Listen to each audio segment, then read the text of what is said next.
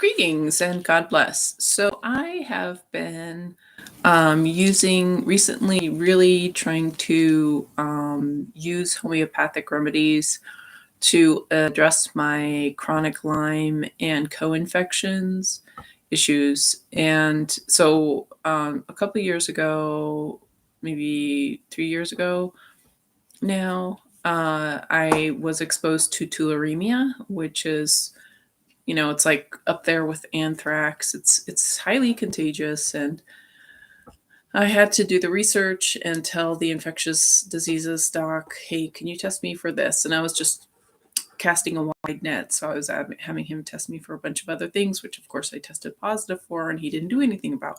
And when I tested positive for tularemia, and it's a very rigorous test, so he was really surprised. But he didn't give me any antibiotics, which is very strange because it's dangerous, it's deadly. So he just let me languish, and I think, like, for something like tularemia, it might be actually wise. And I just didn't. I was so like feeling like I'm dying. I didn't even think to ask for antibiotics because I didn't even really understand what tularemia is. Because I bet you've never heard of tularemia. So anyway, one of the symptoms I have is feeling super faint, like just like the rug has been pulled out from under me.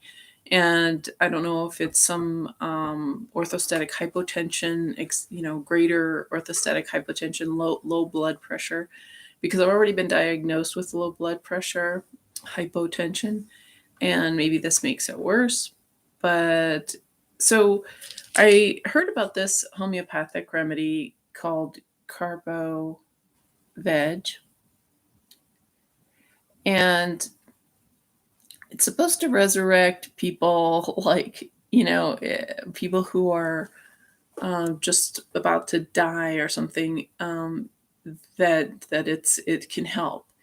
And when somebody has been in an accident or whatever, in old movies, they don't do this now, but in old movies, they like the accident would happen and a crowd would gather over the person, right?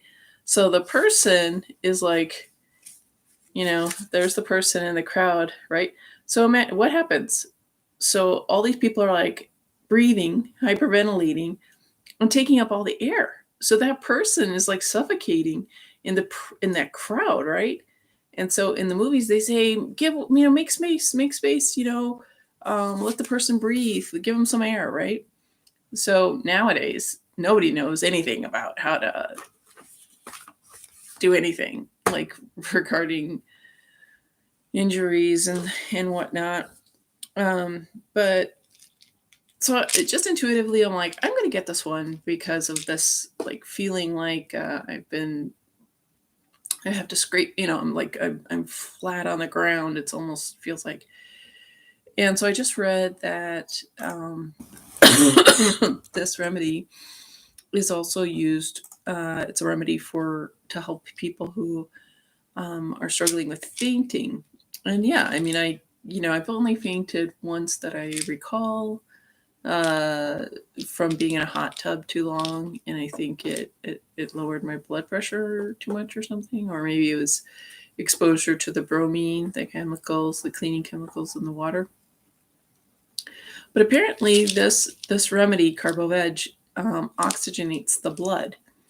So I would think that now anybody that is around 5G, around a lot of people's cell phones, and people who are covering their breathing apparatus, they really should be doing stuff that increases oxygenation